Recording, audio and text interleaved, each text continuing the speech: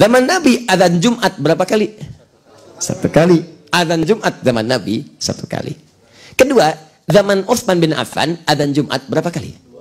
2 kali. Pilih mana? Ikut Nabi apa ikut Utsman? Ayo. Ayo. Pilih mana? Dua-duanya. Tuh, nggak bisa kita mengatakan begitu. Pilih Nabi, pilih Utsman. Utsman itu menantu Nabi. Menikah dengan 2 putri Nabi. Yang satu setelah meninggal, menikah dengan yang satunya lagi. Sehingga disebut dengan Dzun Nurain. Orang yang punya 2 cahaya. Masya Allah. Sangat pemalu, disanjung oleh Nabi. Ini Utsman ini sangat pemalu. Malaikat Jibril aja malu dengan Utsman. Malaikat Jibril malu dengan Utsman. Ngobrol Nabi dengan Umar, tersingkap sebagiannya. Ya begitu datang Utsman, ditutup semuanya. Ya kata Umar, kenapa ditutup? Nah, kata Nabi, datang seorang yang sangat pemalu. Malaikat Jibril aja malu sama dia. Datang, dipuji. Hartawan yang sangat dermawan, banyak hartanya. Sampai sekarang masih ada asetnya. Dermanya banyak, segala rupa, segala rupa. Apa kemudian mustahil mengatakan sesuatu yang bid'ah, sementara namanya tercatat sebagai seorang ahli surga yang terbaik? Gimana bisa ahli surga bisa bid'ah? Hah? Tapi kan itu bid'ah yang dibenarkan, Ustaz. Oh, enak aja. Lihat baik-baik. Kalau sudah bid'ah, ya bid'ah. Ya, mari kita perhatikan. Sekarang, teman-teman mesti bandingkan. Jangan sampai mudah kemudian menghukumi sesuatu. Lihat dulu ilatnya apa sebabnya. Ini yang Utsman menantu Nabi. Orang paling mulia dalam kalangan sahabat diantaranya. Disebut pemalu. Saking malunya malaikat Jibril pun malu terhadap beliau. Ya, menantu Nabi menikah dengan 2 putri Nabi, 1 wafat, menikah dengan yang lainnya, surga dijamin. Disebut bid'ah oleh orang yang bukan juga menantu Nabi. Belum terjamin surga, sahabat bukan, malaikat aja nggak malu lihat dia. Ya? Apa ilatnya? Ilatnya saat itu umatnya bertambah banyak. Zaman Utsman makin banyak. Sementara saat itu belum ada speaker. Soundnya mengandalkan Bilal yang azan. Bahkan sepeninggal Nabi, Bilal pun sudah tidak sanggup mengumandangkan adzan karena tersebut nama Nabi di dalamnya. Yang lain adzan, kadang-kadang suaranya nggak sekuat Bilal. Allahu Akbar, Allahu Akbar. Di KBP adzan. Ketika KBP adzan, apakah di Cihidung mendengar adzan ini? Tuh. Ayo, sampai hidung, awan, nggak akan kedengaran. Karena emang nggak nyampe. Dia orang tuh bingung pada saat itu. Ini Jumat tadi mulai apa belum? Begitu datang ke Jumatan, udah mau habis. Kok nggak ada yang azan? Oh, nggak ada yang azan. Bukan nggak ada yang azan, Anda yang nggak dengar azan. Masalah kedua, jam belum ada. Patokan cuma lihat matahari. Kadang-kadang sebagian terhalang awan. Belum ada, nanam tongkat nggak kelihatan bayangannya. Sebetulnya udah Jumat apa belum? Ya kan? Apa yang terjadi kemudian? Setelah itulah Utsman radhiyallahu taala anhu berijtihad, adzanlah 2 kali. Yang pertama sebelum masuk waktu sholat untuk mengingatkan mereka siap-siap. Allahu Akbar, Allahu Akbar. Oh, siap-siap. Mau Jumatan, siap-siap. Yang kedua saat khatib naik ke atas mimbarnya pas di waktu Jumat, adzan 2 kali pada saat itu. Apakah salah? Tidak, karena kebutuhan yang dibutuhkan saat itu beda dengan di zaman Nabi. Muncullah ijtihad. Sebabnya disebut dengan illat. Nah sekarang sebab yang menjadikan adzan 2 kali itu apa? Sebabnya karena suaranya nggak terdengar kepada banyak orang yang lain. Maka muncullah kemudian ijtihad adzan 2 kali. Benar tidak? Benar secara fikih. Dibenarkan secara syariat. Sekarang saya tanya, sekarang persoalannya soundnya sudah ada.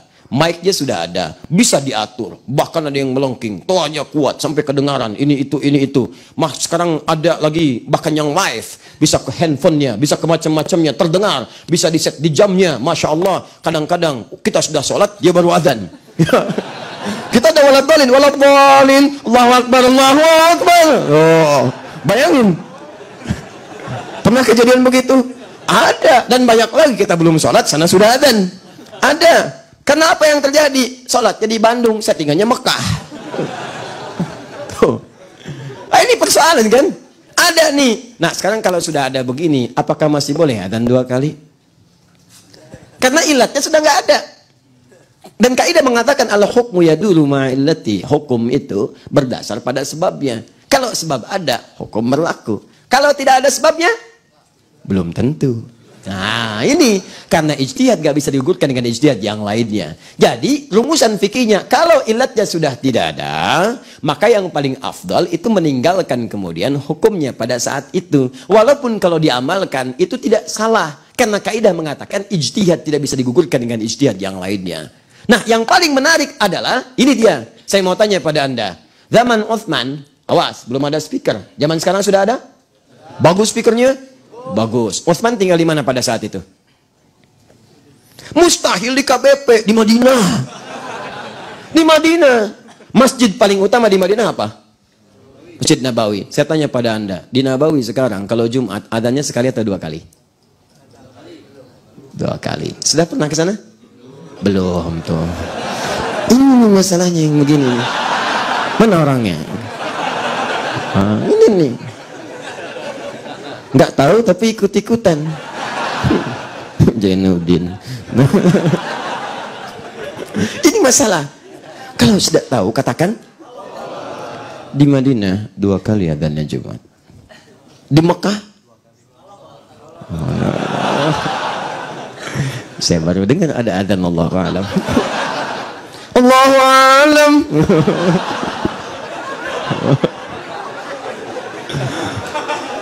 Luar biasa. Di Mekah 2 kali adzan.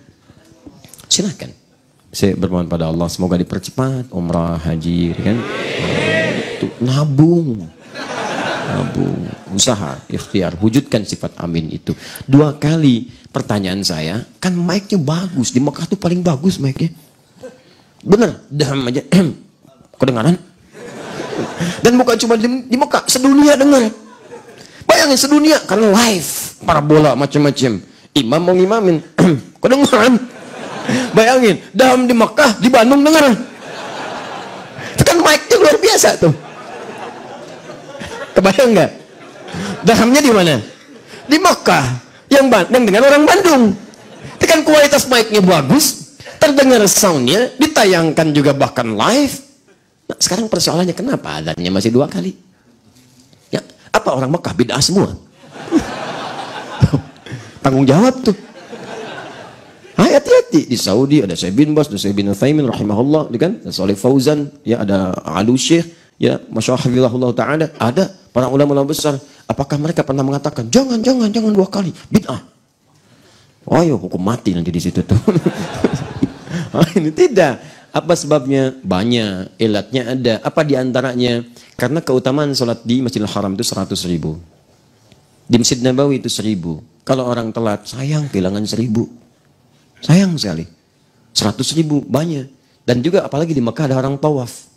Makanya dibuat min adzan yang pertama itu untuk mengondisikan yang tawaf supaya rapi dulu. Rapi gitu kan.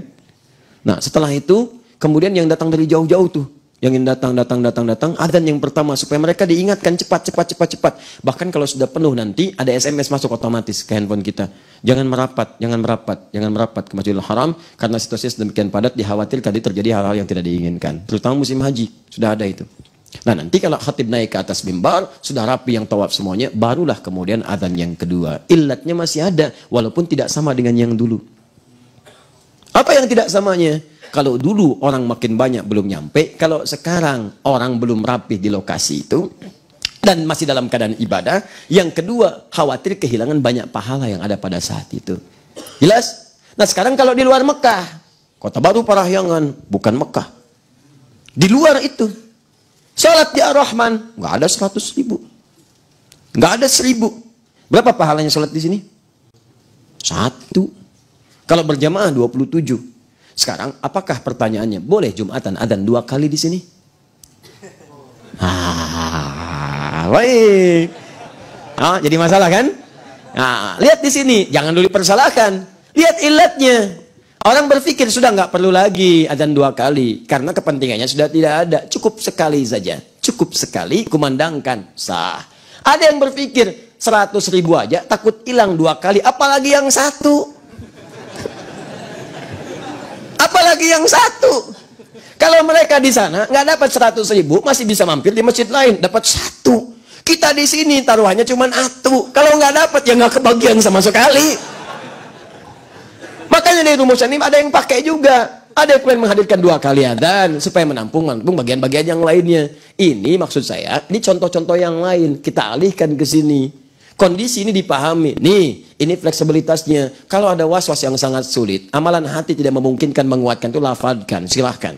Kalau nggak sanggup dengan yang lain. Tapi kalau kemudian Anda sanggup dengan itu, nggak perlu dilafadkan karena asalnya nggak dilafadkan.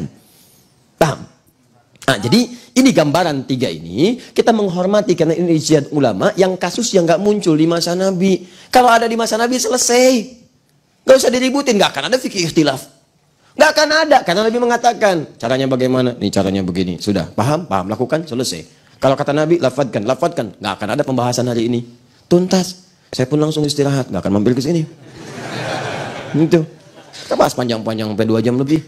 Ya, sama. Kalau kata Nabi sudah, tidak perlu dilafadkan. Kondisikan, rasakan. Seperti Allah memfirmankan dalam Al-Quran. Rasakan saat akan sholat, kamu akan meninggal. Itu rumus di Al-Baqarah ayat 45-46. Wasta'inu bis-sabri was-salah wa innaha lakabiratun illa 'alal khasyin. Siapa orang khusyuk? Alladzina yadhunnuna annahum mulaqu rabbihim wa annahum ilaihi raji'un.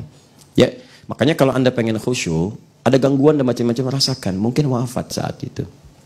Mungkin wafat.